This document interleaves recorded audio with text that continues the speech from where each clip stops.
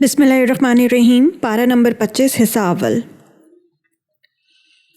قیامت کا علم اسی کی طرف لوٹایا جاتا ہے، اور اللہ کے علم کے بغیر نہ پھلوں میں سے کوئی پھل اپنے شگوفوں سے نکلتا ہے، اور نہ کسی مادہ کو حمل ٹھہرتا ہے، اور نہ اس کے کوئی بچہ ہوتا ہے۔ اور جس دن وہ ان مشرکوں کو پکارے گا کہ کہاں ہیں وہ میرے شریک، تو وہ کہیں گے کہ ہم تو آپ سے یہی عرض کرتے ہیں کہ ہم میں سے اب اس بات کا گواہ نہیں ہے کوئی کہ آپ کا کوئی شریک ہے، اور پہلے یہ لوگ جن جھوٹے خداؤں کو پکارا کرتے تھے ان کو اب ان کا کوئی سراغ نہیں ملے گا، اور وہ سمجھ جائیں گے کہ ان کے لیے اب بچاؤ کا کوئی راستہ نہیں ہے۔ انسان کا حال یہ ہے کہ وہ بھلائی مانگنے سے نہیں تھکتا، اور اگر اسے کوئی برائی چھو جائے تو ایسا مایوس ہو جاتا ہے کہ ہر امید چھوڑ بیٹھتا ہے، اور جو تکلیف اسے پہنچی تھی اگر اس کے بعد ہم اسے اپنی طرف سے کسی رحمت کا مزہ چکھا دیں تو وہ لازماً یہ کہے گا کہ یہ تو میرا حق تھا اور میں نہیں سمجھتا کہ قیامت آنے والی ہے، اور اگر مجھے اپنے رب کے پاس واپس بھیجا بھی گیا تو مجھے یقین ہے کہ اس کے پاس بھی مجھے خوشحالی ہی ضرور ملے گی۔ اب ہم ان کافروں کو یہ ضرور جتلائیں گے کہ انہوں نے کیا عمل کیے ہیں، اور انہیں ایک سخت عذاب کا مزہ ضرور چکھائیں گے۔ اور جب ہم انسان پر کوئی انعام کرتے ہیں تو وہ منہ موڑ لیتا ہے اور پہلو بدل کر دور چلا جاتا ہے، اور جب اسے کوئی برائی چھو جاتی ہے تو وہ لمبی چوڑی دعائیں کرنے لگتا ہے۔ اے پیغمبر، ان کافروں سے کہو کہ ذرا مجھے بتاؤ کہ اگر یہ قرآن اللہ کی طرف سے آیا ہے پھر بھی تم نے اس کا انکار کیا تو اس شخص سے زیادہ گمراہ کون ہوگا جو اس کی مخالفت میں بہت دور نکل گیا ہو۔ ہم انہیں اپنی نشانیاں کائنات میں بھی دکھائیں گے اور خود ان کے اپنے وجود میں بھی، یہاں تک کہ ان پر یہ بات کھل کر سامنے آ جائے کہ یہی حق ہے۔ کیا تمہارے رب کی یہ بات کافی نہیں ہے کہ وہ ہر چیز کا گواہ ہے؟ یاد رکھو کہ یہ لوگ اپنے رب کا سامنا کرنے کے معاملے میں شک میں پڑے ہوئے ہیں۔ یاد رکھو کہ وہ ہر چیز کو احاطے میں لیے ہوئے ہے۔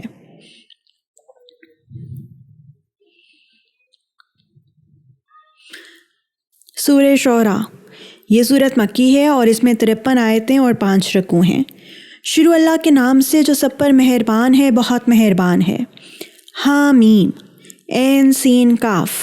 اے پیغمبر، اللہ جو عزیز و حکیم ہے، تم پر اور تم سے پہلے جو پیغمبر ہوئے ہیں ان پر اسی طرح وحی نازل کرتا ہے۔ جو کچھ آسمانوں میں ہے اور جو کچھ زمین میں ہے سب اسی کا ہے، اور وہی ہے جو برتری اور عظمت کا مالک ہے۔ ایسا لگتا ہے کہ آسمان اوپر سے پھٹ پڑیں گے، اور فرشتے اپنے پروردگار کی حمد کے ساتھ اس کی تسبیح کر رہے ہیں اور زمین والوں کے لیے استغفار کر رہے ہیں۔ یاد رکھو کہ اللہ ہی ہے جو بہت بخشنے والا بڑا مہربان ہے، اور جن لوگوں نے اس کے سوا دوسرے رکھوالے بنا رکھے ہیں اللہ ان پر نگرانی رکھے ہوئے ہے اور تم ان کے ذمہ دار نہیں ہو۔ اور اسی طرح ہم نے یہ عربی قرآن تم پر وحی کے ذریعے بھیجا ہے تاکہ تم مرکزی بستی مکہ اور اس کے ارد گرد والوں کو اس دن سے خبردار کرو جس میں سب کو جمع کیا جائے گا، جس کے آنے میں کوئی شک نہیں ہے۔ ایک گروہ جنت میں جائے گا اور ایک گروہ بھڑکتی ہوئی آگ میں، اور اگر اللہ چاہتا تو ان سب کو ایک ہی جماعت بنا دیتا، لیکن وہ جس کو چاہتا ہے اپنی رحمت میں داخل کرتا ہے، اور جو لوگ ظالم ہیں ان کا نہ کوئی رکھوالا ہے نہ کوئی مددگار۔ کیا ان لوگوں نے اس کو چھوڑ کر دوسرے رکھوالے بنا لیے ہیں؟ سچ تو یہ ہے کہ رکھوالا اللہ ہی ہے، اور وہی مردوں کو زندہ کرتا ہے اور وہی ہر چیز پر قادر ہے، اور تم جس بات میں بھی اختلاف کرتے ہو اس کا فیصلہ اللہ ہی کے سپرد ہے۔ لوگوں، وہی اللہ ہے جو میرا پروردگار ہے، اسی پر میں نے بھروسہ کیا ہے اور اسی سے میں لو لگاتا ہوں۔ وہ آسمانوں اور زمین کا پیدا کرنے والا ہے۔ اس نے تمہارے لیے تمہارے ہی جنس سے جوڑے پیدا کیے ہیں اور مویشیوں کے بھی جوڑے بنائے ہیں، اسی ذریعے سے وہ تمہاری نسل چلاتا ہے، کوئی چیز اس کے مثل نہیں ہے، اور وہی ہے جو ہر بات سنتا، سب کچھ دیکھتا ہے۔ آسمانوں اور زمین کی ساری کنجیاں اسی کے قبضے میں ہیں، جس کے لیے چاہتا ہے رزق میں وسعت اور تنگی کرتا ہے، یقیناً وہ ہر چیز کا جاننے والا ہے۔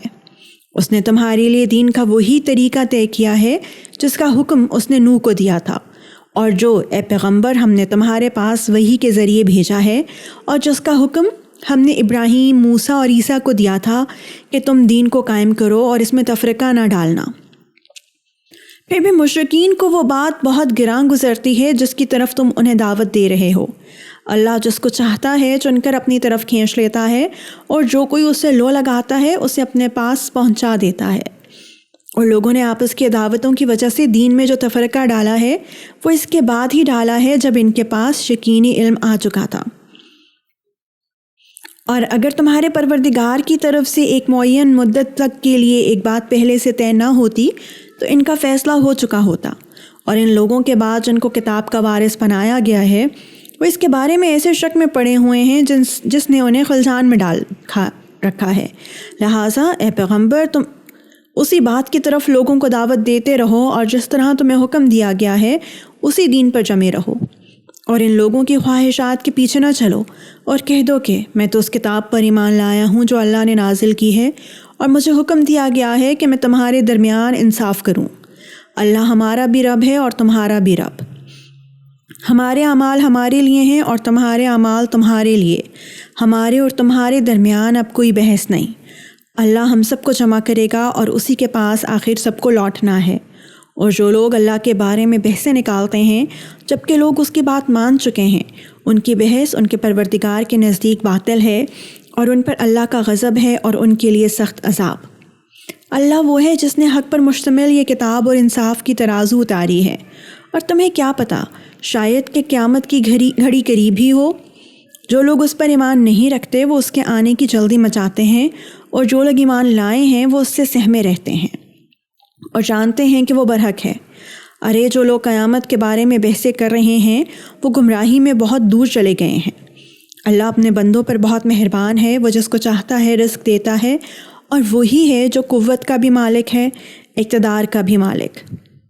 جو شخص آخرت کی کھیتی چاہتا ہو ہم اس کی کھیتی میں اور اضافہ کریں گے، اور جو شخص صرف دنیا کی کھیتی چاہتا ہو ہم اسے اسی میں سے دے دیں گے، اور آخرت میں اس کا کوئی حصہ نہیں۔